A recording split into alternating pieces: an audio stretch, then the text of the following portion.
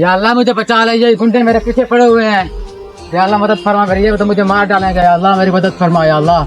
یار کلیم وہ جنگل میں بھاگ گیا، آؤ اس کے پیچھے چلتے ہیں، چلو۔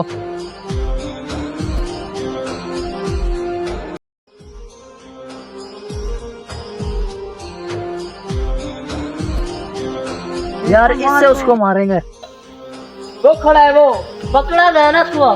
یا اللہ مجھے ان سے بچا لے، یہ مجھے مار ڈالیں گے، میں تو اس پر بھروسہ کرتا ہوں، یا اللہ مجھے بچا لے آج۔ یار یہ کیا ہو رہا ہے، مجھ سے تو اس کا لگا بھی نہیں جا رہا۔